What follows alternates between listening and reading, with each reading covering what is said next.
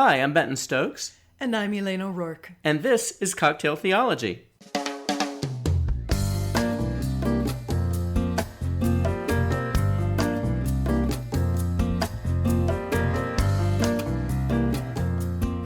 Hi there. Hi there. How are you? I am good. Yeah? Why are you good? Well, because A, I'm recording with you, which Aw. I always love to do, as you know. So nice. But also because we are drinking your new drink. Yeah, so this is a cocktail called Gin and Danger. Ooh. I know. It is made with a very dry, bold flavored gin. Okay. Now, our friend Aaron back in Nashville had recommended this gin to us a while ago. It's called Gunpowder, and it's an Irish gin. Okay. And it is indeed quite yummy. It is mostly gin, Dolan Rouge and Dolan Blanc, and then sweetened lime. And as the name implies, somewhat dangerous. It is. One could drink a lot of this and not realize one had drunk as much as one had.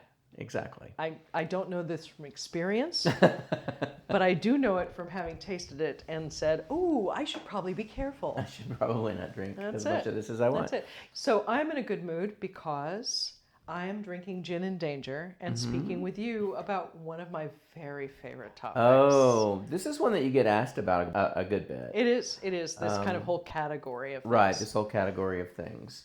So tonight we decided that we would chat about Satan.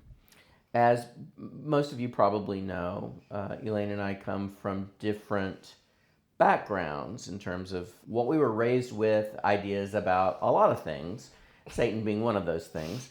I grew up in a fundamentalist background where Satan was an individual, a powerful individual, who had a lot of sway in the world and in every person's psyche and life. That Satan was a formidable foe who really could only be defeated with God's help. Okay. That's sort of my my original frame of reference on Satan. Okay. So Satan was a scary figure who dominated hell, had his own dominion there, and was pretty darn close to equal with God. Yeah. Which is theologically wrong in a Problematic. lot of ways. but that's what I grew up with, and I'm thinking many of our listeners may have grown up with that idea of Satan as well, and may still carry that idea of Satan as well. We're not going to get into the idea of hell, because that's kind of a different conversation. It is my favorite. But the idea of Satan, who is Satan, and what do we do with Satan? So I did not grow up with that view, although I have to say, to be fair, that when I was a child, the person whom the name Satan represented, I'm being careful on this because I want to make sure I'm precise, was real and was important and was eternal. But when I was growing up out here on the West Coast in my particular world, Satan was explanatory rather than an immediate and constant threat. Okay. So I grew up with the idea, and then I didn't really come into people who talked about Satan in a real way, almost like a physical way, until I got into 5th grade and I was going to a conservative Christian school. Ah, right. And even though they kept it pretty light on the theology, there was still a little bit of that, and it made me go, well, that's interesting, because I was always wanting to say, that's interesting. But that was kind of the first experience of the idea of Satan I'd really had. And then, of course, I toyed with Satanism a little bit, not because I was interested in worshiping Satan, but because the book by Anton Szandor LaVey, I've forgotten his name now, he'd written the Satanist Bible, and I just found that fascinating. I was like, okay, well, let's just talk about that. You know what I mean?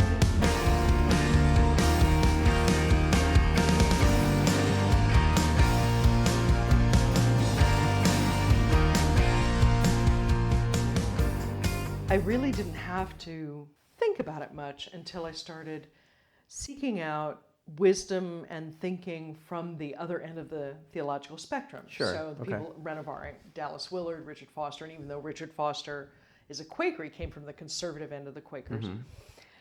all of whom believed and believe in a literal, clear spiritual reality that includes good and evil.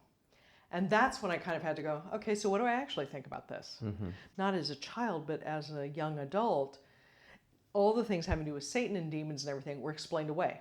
It was psychological, or it was the people in the Bible really didn't understand medical things, and so epilepsy was, what people call demonic possession. Right. Which may be all true, but it doesn't actually deal with the problem of what does it mean? Yeah. So I've been trying to wrestle with that over the last, decade. And I think I've mentioned before in our podcast that people I really respect believe and believed in demons, Satan, those kinds of spiritual beings. And so I've had to say, okay, so were they wrong about that? Were they right about it? What does it mean? How does that all work? So I'm coming at it from a very different perspective, I guess. Yeah, for me, the devil was a very top of mind topic at church. The devil was involved in all kinds of mischief and all kinds of troublemaking. And I feel like the devil was given credit and blame for a lot of things that were simply human mistakes, human decisions, human missteps. I think that we humans love to or need to have clear delineation between what is good and what is evil, what is right and what is wrong. Doesn't mean that we don't live in some grays, because we all do.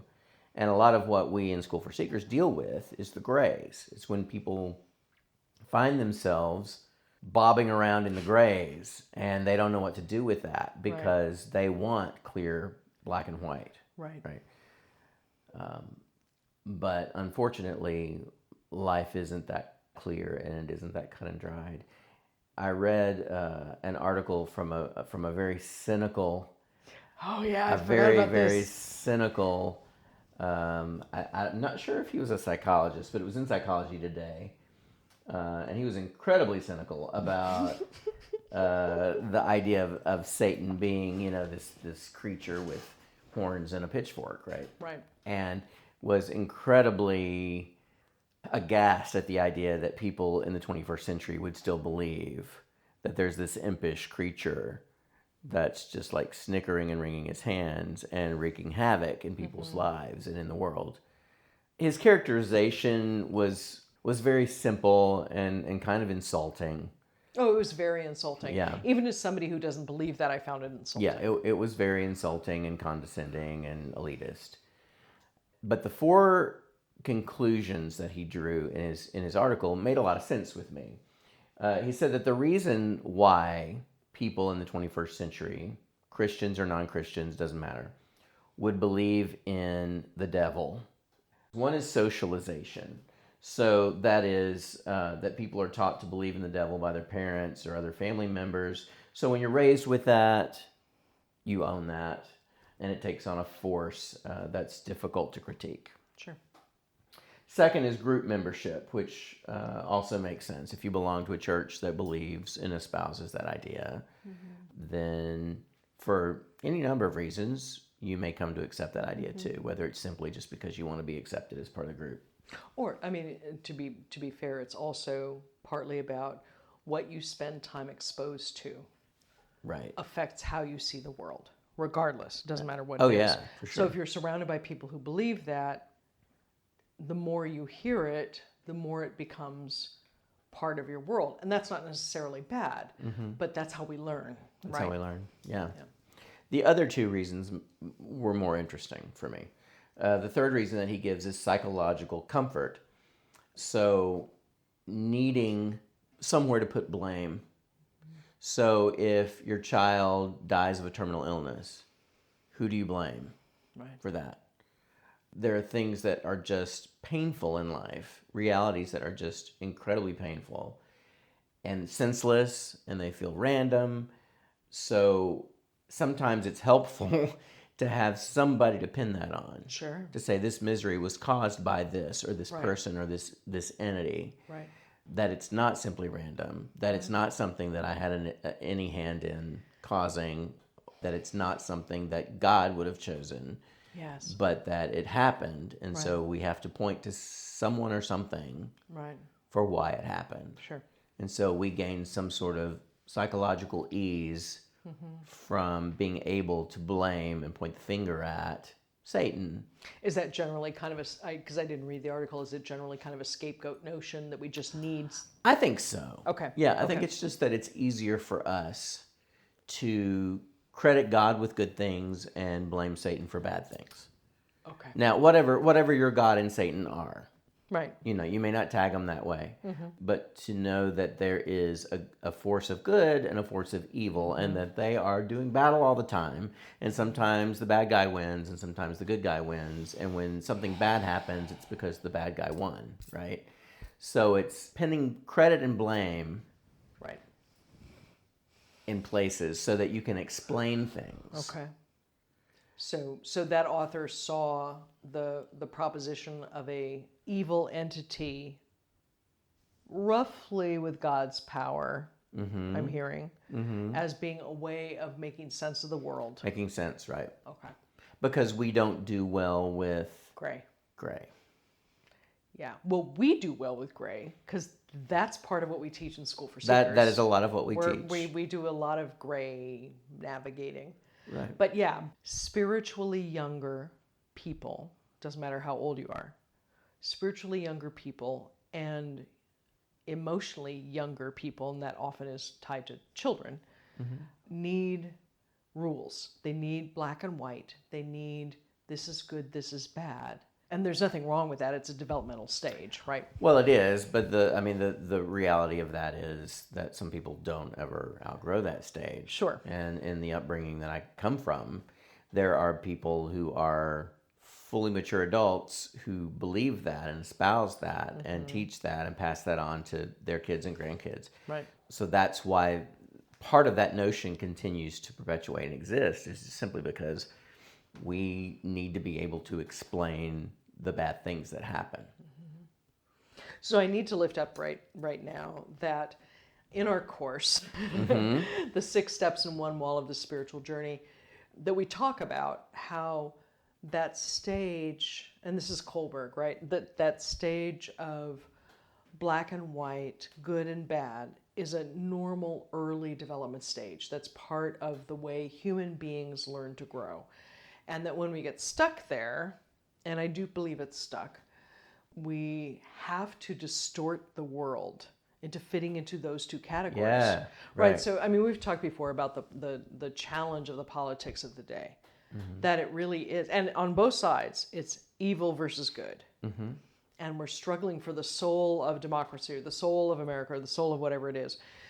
And when we, as human beings, are lost there, there's not a whole lot we can do. I mean, we just wind up being insider, outsider, bad, good, and so forth. Yeah. And this really goes to his 4th point. It's just the idea of existential angst. And that's because we like an easily identifiable force of good and force of evil, whether it's in a book or a movie or whatever. It's like anti-heroes. And I mean, anti-heroes, I will say, are becoming a little more popular in pop culture these days. But anti-heroes, people that operate in the gray, sometimes the ends justify the means, those kinds of realities where we live. And honestly, the world is full of that. Well, the world is that. And it is essentially that.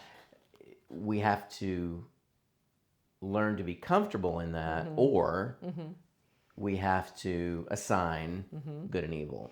So I'm really hearing you say at this point, and I'm curious to know whether this is how you feel or whether you're playing with this intellectually, that really the notion of good and evil personified is a construct.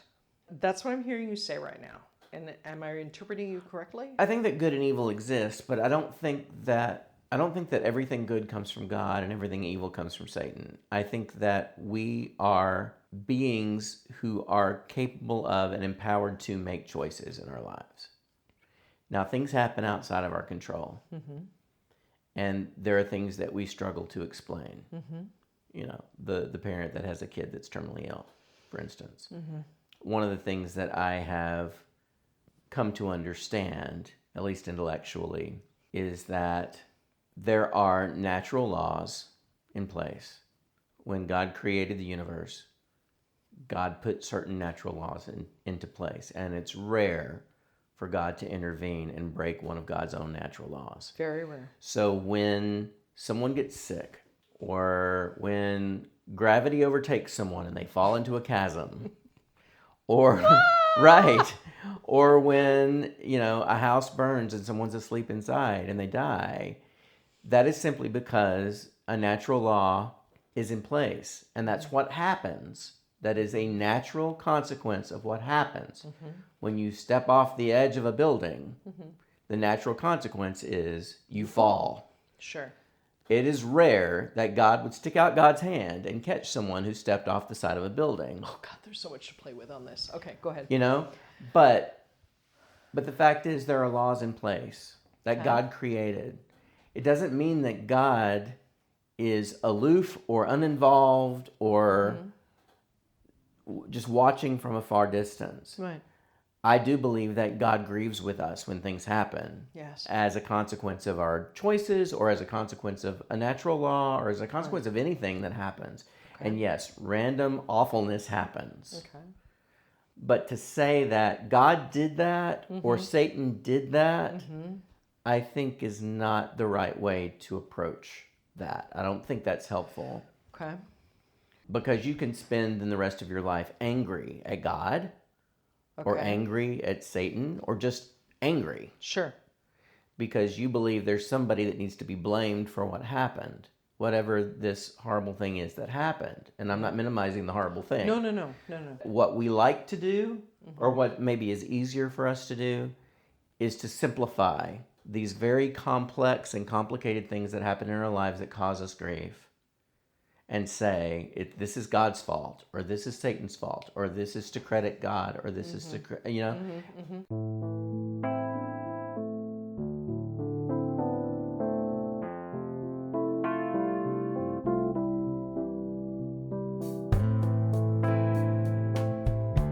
Okay. Wow. Yeah, I just gave you a lot, sorry. You did. No, it's okay. You know, I love things like this. So I'm hearing a couple things in what you said. One is just the natural tendency to want to blame somebody when things go wrong. And I think we tend to either blame somebody else or blame ourselves in still a black and white way. Yes. Right? It's not, here's my role, there's your role, here's how people work. So I hear the blame piece. I also hear what I hear as a sort of practical response. Like what I hear you saying, correct me if I'm wrong, I hear you saying, in certain ways, it doesn't matter whether there's a devil. It doesn't, frankly, matter whether there's a God. We have to look at our own responses, our own ways of dealing with things, our own. So there's kind of a practical sense of setting aside for the moment both eternal evil and eternal good, just kind of putting them off for the moment and saying, so what did I do? What did you do? What could we have done differently? Right. Rather than worrying about the theological pieces in a particular way. Yeah. It's so funny, we're going to wind up on opposite sides of this. I don't disagree with you, obviously, because we're always talking in School for Seekers about the fact that we are choosing things. Yeah. And that as choosing things, part of our goal in spiritual growth is to become more able to make choices, to see our range of choices is larger, because we're not compelled to do something by spiritual immaturity or emotional immaturity or a limited paradigm or whatever that is. So, and I think that the theologian in me a little bit is cringing a little bit because I don't want to get that practical. I want to get to, okay, so if we're people of the book, or the 66 books, or the 72 books, or whatever, if we are people of the book, there's some really interesting references in there. Right. To things that oppose God, persons that oppose God. And sometimes it's human persons who oppose God. And sometimes it's celestial or spiritual persons or forces that oppose God. But there's clearly reference to those things. So for me, as that person, I'm looking at it and saying, okay, so what do we make out of those things? Right. Right? And I don't disagree with you at all, that on a practical level, we have to look at our own culpability with a clear eye and with a curiosity. What did I do? What the other, not I'm so bad, but wow, how did this come about? And what did I miss? And all that stuff. I do, however, think that the Bible is full of lots and lots and lots of references to Satan and demons and the tempter and all of that stuff, as is our literature. And because I'm someone who has struggled to believe in a spiritual world beyond God, and don't ask me why that's true, but there it is. I wanna promote, if you will, the concept of personified, if not badness, then challenge. Okay. Okay? So we were talking earlier today about Job. Yes. And Job is the book in the Bible. And remember, for those of you who are listening, the Bible is, in most versions, many books written by many, many people over a long period of time. Right. So the book of Job, just like the book of Psalms, was written for a purpose, to an audience, to teach something or to whatever. But the story of Job, for those of you who don't know, is Job is an upstanding, wonderful, godly man with wife or wives. It's not completely clear, but it sounds like wife, and children and lands, tracts of lands and flocks and all of that stuff. Yeah. And a celestial creature known as the Ha-Satan, which simply means the tempter, if you will, and God are having what appears to be sort of an annual business meeting or a regular business meeting, right? And the Ha-Satan says to God something along the lines of, yeah, all human beings are a mess. And God says, well, what about my servant Job? Job is wonderful. And the Ha-Satan says, so I bet you I can make Job do bad things and disclaim you and such. And God says, not Job. And this goes on for a minute. And then the Ha-Satan says, come on. And God says, okay, you can do anything except kill him. Go for it. Now, so many problems with this. Yes. Right? It's so clearly written like an Aesop's fable. It's Yes. so clearly written as a myth. Right. Anyway, but that's the one where we get most of the character that is not opposing God, but that definitely has different goals. Okay? And one of the challenges of Job, of course, is that God is like, sure, go for it. Right? Like they're sitting at a roulette wheel or something. Right. You know what I mean? It's very odd. Anyway, which is one of the reasons we know that it's not actually meant to be historically valid. Anyway, so then the Ha-Satan goes and starts slowly taking away everything Job has, from his children and his flocks and his family and his health and all those things. And he's waiting for Job to recant. Yeah. And to say, God isn't real, or blah, blah, blah. And of course, Job never does, until at some point, Job is sort of shaking his hands and saying, but what about? And God basically comes back and says, who are you, little one, to question me? Okay. So the whole purpose of this book, I have to say, is basically to help us understand that God is much bigger, much more cosmically aware than we are. But people take the Ha-Satan from there and turn that into Dante's Inferno. Yeah, exactly. Right. So we have that. And so that's in the Bible. It's there. There's nothing you can do about it. You have the serpent in Genesis. And then in various other places in the Old Testament, you have little bits of this. We've talked before about the concept of Lucifer, which makes me want to pull my hair out. So basically, when translators of the Bible in the Middle Ages and the Renaissance were trying to translate the Bible, they needed a way to frame the language of a creature of light and came up with Lucifer, which then became the name for somebody who was bad, who fell from the sky, and blah, blah, blah. So it's just a misinterpretation of what was going on. Anyway, so we've got all of this in our history. I don't want to dump all of that, because if we dump all of that, we really have to question why we would consider the Bible authoritative at all. Sure, right. Right? Right. I believe the Bible is not simply a fairy story, and it's not simply a morality tale. God reveals God's self in the Bible. I think that is one of the ways, not the only way, but one of the ways God reveals God's self. So we can't just simply say, oh, all these stories, I'm throwing them out, whatever. Yeah. We have to grapple with them. Of course. So in the Old Testament, what we see is that language of ha-satan, that is the tempter. Well, that language of ha-satan, when it comes into the Greek period and the Latin period, it gets, it becomes, if you will, Satan, which we pronounce as Satan, and becomes personified in a whole different way. Yeah. Right? And we can look at Revelation and tie it to Rome, and we can do all of that, but it doesn't matter. The real key is that we develop this notion, which was a heresy, frankly, in the 1st and 2nd centuries. People were cast out of the church for believing this. Wow.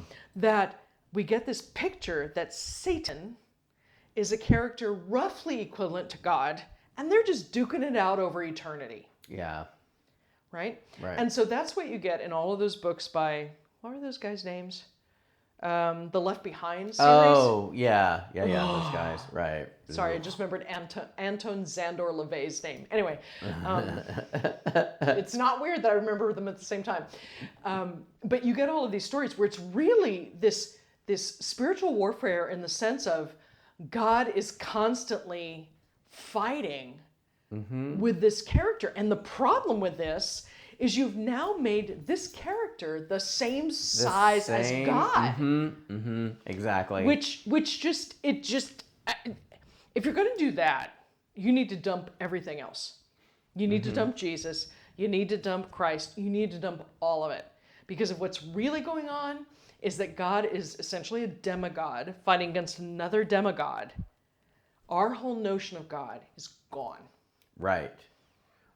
And I think that's the part of this that bugs me the most. It's not that I think that there aren't forces at work that cause us to think ill of ourselves or ill of other people, or cause us to want to do things that aren't in our nature or aren't of God.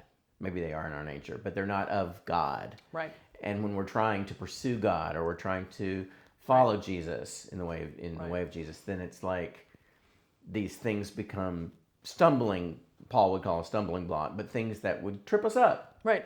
Because I grew up with this idea of a very powerful Satan, I was scared a lot as a kid. I was scared a lot as a teenager. I was scared because the theology that I was being taught told me that if I gave in to the Satan, then my salvation was in jeopardy. So basically you had God and Satan practically equals, fighting for my soul all the time, and that I was the one choosing in any moment whether I was going to follow God or follow the devil all the time.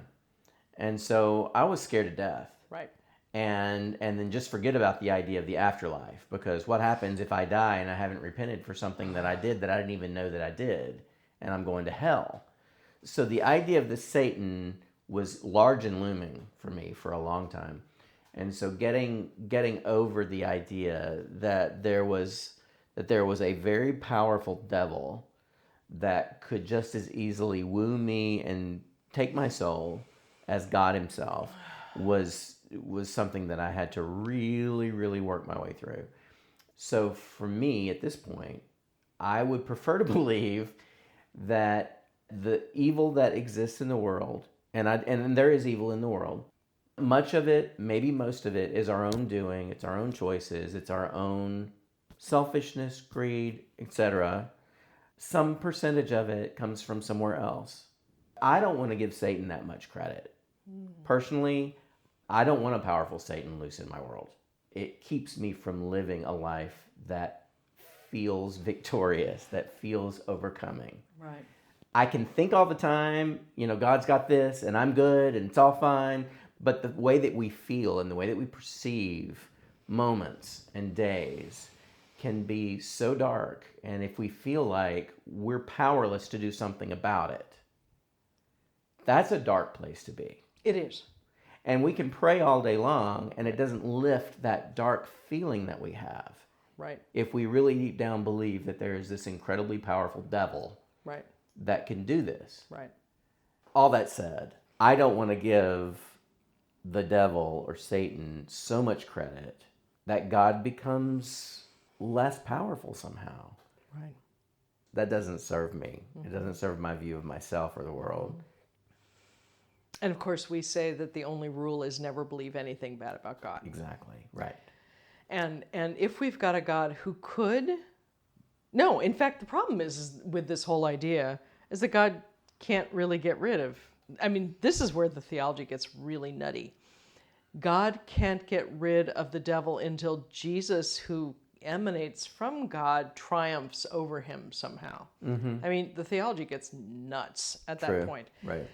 I do want to go back to, I really hear you, and there is a psychologically practical purpose in setting aside, if you will, a personified evil. Yeah. And even if we believe deeply in the personified evil and believe deeply that God and the devil are fighting it out over eternity, that says nothing about how we should live. And what I'm hearing you talk about is how we should live, how we have to exist in a world where I can't see who threw the last punch.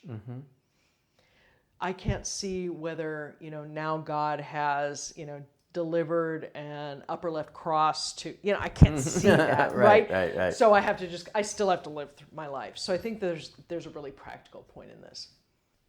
Getting back to the theological pieces and the metaphysical pieces, I think that I know, I don't just think this, I know that C.S. Lewis did among the better works in this, partly because he was interested in how these things had been explored through earlier writings, such as Pilgrim's Progress, such as Dante and all these other classical writers. And he did a very fine job of making sense of the absence of good that surrounds us and the temptation, and we all have temptations, to not live a rich and life-giving life. That temptation may very well come from an external source. But as C.S. Lewis put it, he didn't phrase it this way, but essentially what he said was, we can't be tempted by Satan, if you will. Satan or Hasatan cannot tempt us to do something we're not tempted to do. Right. I really, at this point in my life, I never fantasized about killing somebody. When I was younger, so when I was in college, I had a professor I really hated. And I really got into some extravagant fantasies about how I would kill this professor if I were going to do that. And it, But at this point in my life, I just don't do that anymore. So if the Hasatan, if the tempter were to come to me and say, you could kill off this person and your life would be better, I would be like, wait, have you met me? This is not the way I think. Right. And so if you go, again, going back to the scripture, when you look at the temptation of Jesus, we have to understand that the Hasatan, the one who comes and tempts him immediately after God has blessed him and he's been touched by the Holy Spirit, immediately after that, these must be things he would be tempted by. Yes. Otherwise, there's no temptation. Right, exactly. Right? So I do believe that there may be external forces that are smart about what would tempt us. And that it may be useful to believe, and this is different from whether it's true, it may be useful to believe that those external forces are very powerful and very loud. That doesn't change the fact, as you're pointing out, that we have to respond. Right. Yeah. Right. And simply responding by saying, God, take care of this, and I'm just going to be waiting right over here. It doesn't work. Because if we're in fact tempted by something that is not life-giving, is not healthy for other people, we're still going to be tempted with that until we deal with it. Until we deal with it. Right. Because we wouldn't be tempted by it if it wasn't something we had to deal with. Yes. Exactly. Right?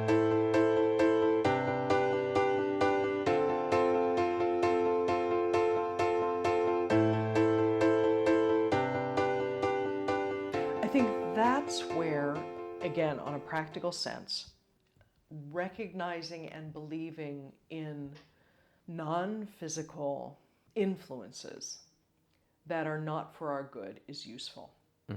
Because if in fact there are those, and I'm at this point willing to believe that there are, it takes not only my resistance, but God's resistance to help me with this. Yeah. And I think about the stuff I'm tempted with on a daily basis. So of the various sins, envy is one of mine.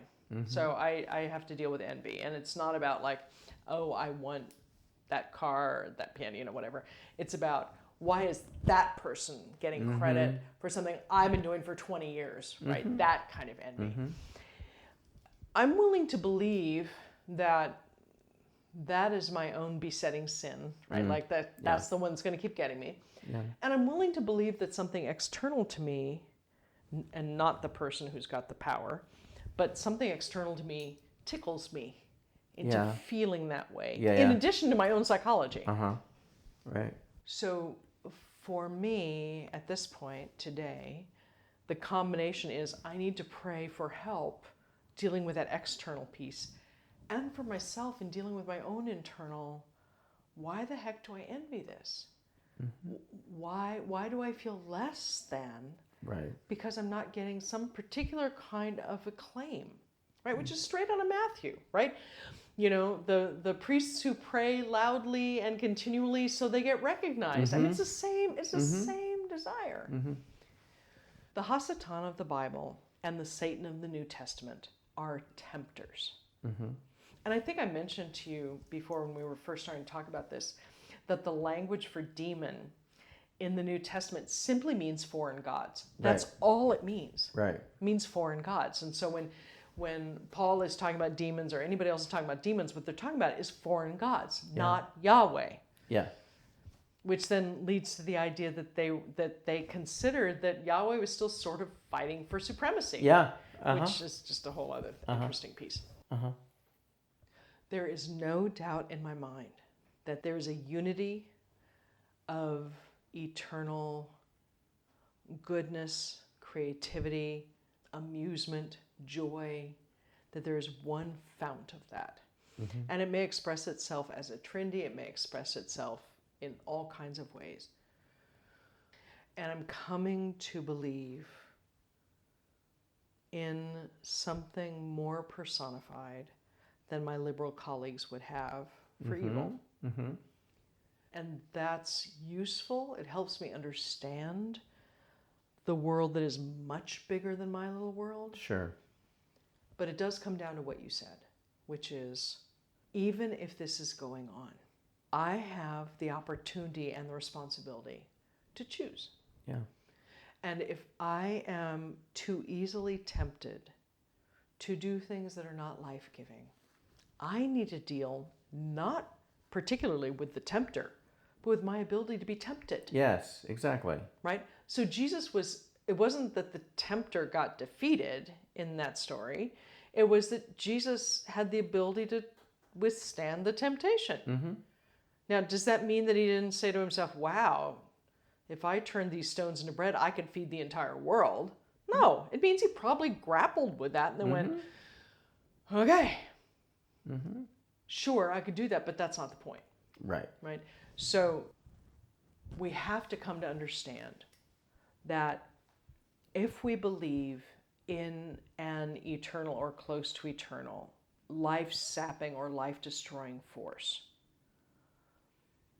that we have to understand, you have to understand, listeners, that any devil, any Satan, any Lucifer, anything is smaller than God. Yes.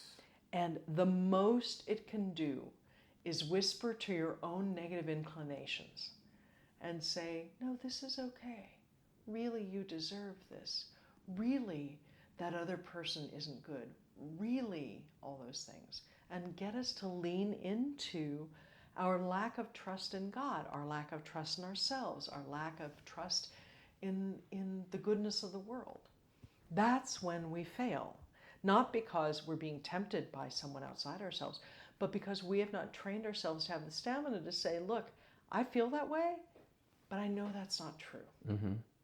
The only reason we can pray for our enemies is because we've trained ourselves to speak back to that voice. Right. And it can be a very loud voice, and I'm not willing to dismiss the idea that it could be an eternal being. Mm-hmm. But in some ways, that eternal being is not the point. The point is, who am I becoming? How am I practicing to deal with my own temptations, my own weaknesses, whatever those things are, and speak back to those. Yeah. And keep my eyes focused on the goodness of God. Yeah. And the truth of love, and the reality that we are meant to reflect glory. Mm-hmm. So I think that's where it is for me. I'm coming to believe in all of that. Yeah. And I know I am a person who can train myself with the grace of God to be tempted by less. And when I was younger, I was tempted by a lot more. Yeah. And I've really worked at limiting the things that tempt me. Mm-hmm. And so now we're down to just a couple. And that's a way that you can make the Satan smaller. And that's the way you make, right. And the Satan may be bigger, but the Satan has much less impact on me. Exactly. So I become bigger through the grace of God, Yep. which proportionally makes the Satan smaller. Yep. That's the thing. Okay, that's the thing. The folks who believe that it's this eternal battle, Satan never gets smaller. Right. Ever. Right.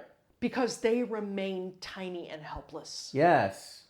And right. we are not tiny and helpless. We are not tiny and helpless. If the Bible tells us anything, we are not tiny and helpless. Exactly. Yeah, if you don't take anything else, listeners, take that. What do you guys think? Leave us comments on our Facebook page. We are on Twitter. We are on Instagram. Look for...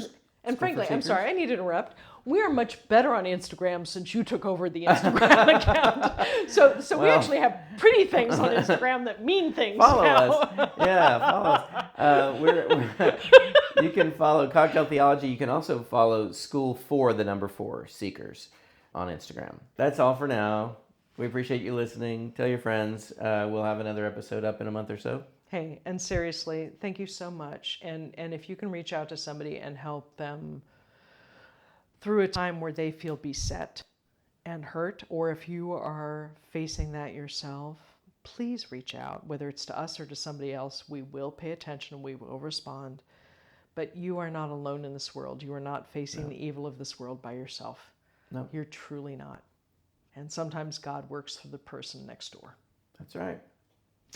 Well, thank you. Thank you. Bye. Bye.